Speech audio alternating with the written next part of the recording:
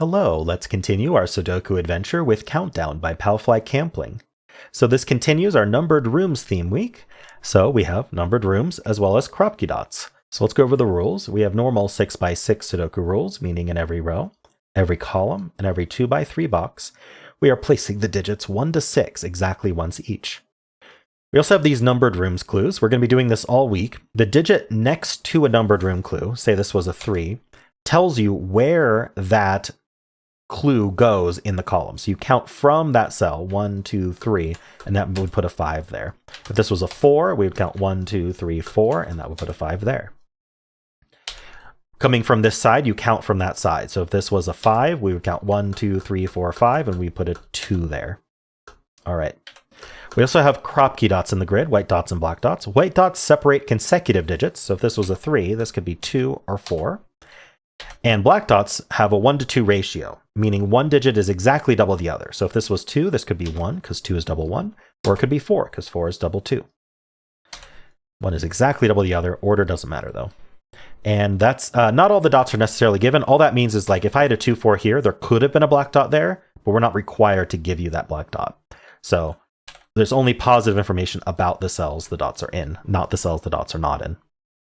All right. And that's it. Those are the rules. There's a link in the description if you'd like to try the puzzle yourself, and I'm going to get started right now. All right, I noticed with this 5, so first of all, with a black dot, you can never put a 5 on a black dot, because you can't have it to 2.5, and you can't double it to 10. Therefore, this 5 here, let's put 1 through 6 in. First of all, it can't be a 1. Let me explain this. I'm going to have to explain this every puzzle, because not everyone watches every one. But you can never put a 1, unless the one... Clued ones are what they are. They don't have this restriction. But if the clue is anything but a 1, you cannot put a 1 next to it, because that would tell you that in that same cell, you have to put something that's not 1. You know, in this case, a 5. So you can't put a 1 there. You also can't make it the same digit as itself, because if this was a 5, that would tell you that this cell here is also a 5. That's no good. Now, 1s are the exception. This can be a 1. But anyway, if I start this 1 through 6, we already know it can't be 1 or 5. But we also know we can't put it on the black dot. That's 3 and 4. So the 5 is actually in the 2nd slot or the 6th slot only. That was the first thing I noticed. This 2, 6 is interesting. Okay, so I don't know if this is the next step or not, but I want to point this out because it's interesting. Our options for a black dot are 1, 2, 2, 4. I'm just increasing the smallest digit, right? So if the smallest digit is 1, we're a 1, 2. If the smallest digit, and I'm just saying the top one's smallest, it doesn't have to be though. But if the smallest digit's a 2, then we're 2, 4.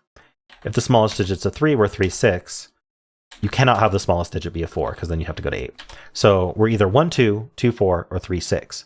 Notice how every single one of those combinations uses a 2 or a 6, right? 1, 2, and 2, 4 use the 2, and 3, 6 uses the 6. So there will be a 2 or a 6 on this black dot, and there's also a 2 or a 6 in this cell. So the remainder of the column cannot be 2 or 6. So if we start with 1 through 6, that can't be 2, 6. Now this cell also can't be 1 or 4 for the reasons we discussed earlier. So that actually puts the 4 here or the 4 here. Pretty interesting. All right. What should we do next?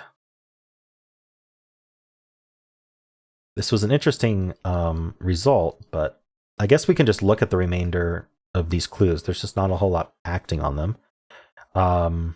This just can't be 1 or 3. It's 2, 4, 5, 6. And I don't see a restriction there. Ah, okay. Now the 5's here. Oh, this can't be the 5. Right. Because if this was a 5, it would also put a 5 there. So actually, our result is that this is a 3. So maybe that was the next step. So that's a 3, and that puts the 4 there. It's really clever, if that was intended. So now that there's a 3 used, this cannot be 3, 6. So this is from 1, 2, 4, and definitely contains the 2, as we know. And so then that makes that a 6, which then makes that a 5. And now we have this 1, 2, 4 triple. Nice. All right, what does this tell us? Maybe this 2 is interesting now. If I start with 1 through 6, 1 and 2 are not possible, and then 3 and 4 are not possible, but also 6 is not possible because it's used by a 3 there. So this is 5, this is 2. And so now this is 2, 3, 4 because of the roping. And so this has to be 2, 4 across the dot, and the 3 is left for there.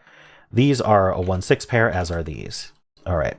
Now this is a 3 though, so that puts the 1 there, and that resolves the 6 and the 1. This cannot be a 1 now, which does not actually affect what this can be. Okay. Let's take a step back. What did we learn? Most of the clues are done. The only numbered room clue that isn't done is this one, so I might as well mark it up. This can't be 1, 3, it can't be 5, and it can't be 6, because that would put a 6 there. So 3 ends up here or here, both of which look possible at the moment. Okay, maybe it's these white dots then. So, okay, so something I know about white dots is that they're consecutive digits. This is a nice shorthand that can often help you so you don't have to like fiddle with possibilities. The shorthand is there's always one even and one odd on a white dot, right? Because you're going to have 2 consecutive digits. You have n and you have n plus 1. If you have n and n plus 1, one of them is guaranteed to be divisible by 2. So you have an even, and then the other one's going to be odd. So one of our evens is here, and one of our evens is here, and 4 is also even. There's only 3 evens in a column, so this cannot also be even. It has to be odd. So it's not a 6. That's 1, that's 6.